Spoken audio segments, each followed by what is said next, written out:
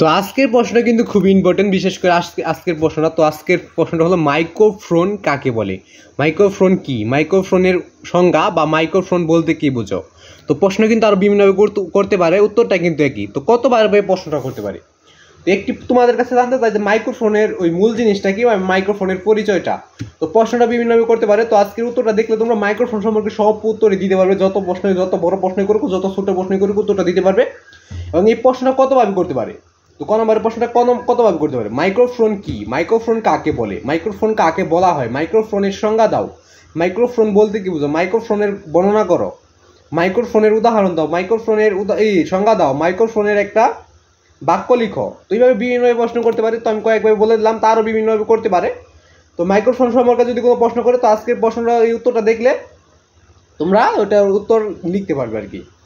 তো মাইক্রোফোন কি, মাইক্রোফোন কাকে বলে, তো উত্তরটা দেখার আগে তোমাদের প্রতিটা ক্লাসেরই টিক চিহ্নের উত্তর, সংক্ষিপ্ত প্রশ্নের উত্তর, রচনামূলক প্রশ্নের উত্তর, সৃজনশীল উত্তর সরাসরি গাইড থেকে দিয়েছি। ওইগুলো সরাসরি গাইড থেকে কীভাবে দেখবে সেগুলো বলে দিয়ে আজকের উত্তরটা বলে দিব। তো এর আগে আমি আরেকটি কথা বলে দিচ্ছি, সেটা হলো তোমরা যদি প্রতিটা ক্লাসের প্রশ্নের উত্তর সরাসরি গাইড থেকে পেতে যাও, তাহলে চ্যানেলটা সাবস্ক্রাইব করে বা কল সেট করবে, ভিডিও থেকে লাইক করে দেবে।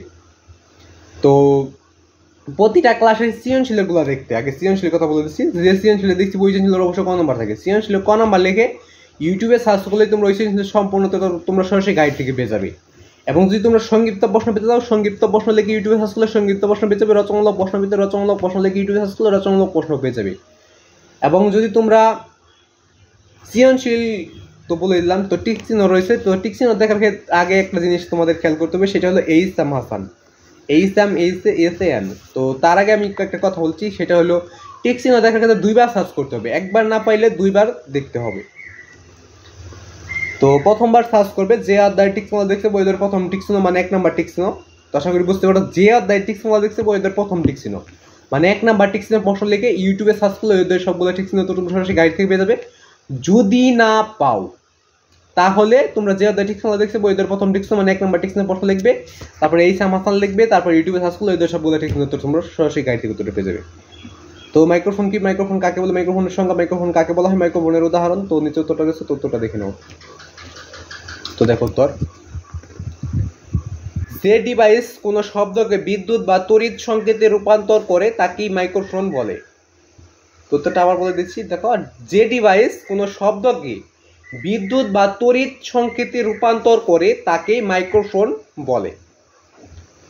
উত্তরটা কিন্তু খুবই সহজ, আবার খুবই কঠিন। মনে থাকলে খুবই সহজ, আর মনে না থাকলে খুবই কঠিন।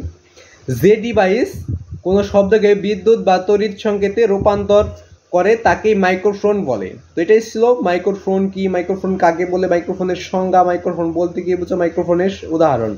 তো একটি প্রশ্ন কিন্তু বিভিন্নভাবে করা যায়। তো এই প্রশ্নটা কিন্তু এখানে প্রশ্ন যেটা করছে মাইক্রোফোন কাকে বলে, তো প্রশ্নটা বিভিন্নভাবে করতে হবে। তো আমি 5 সেকেন্ড ধরে রাখার পরে এখানে স্ক্রিনশট বা ভিডিওটা লিখে নিতে পারো 1 2 3 4 5।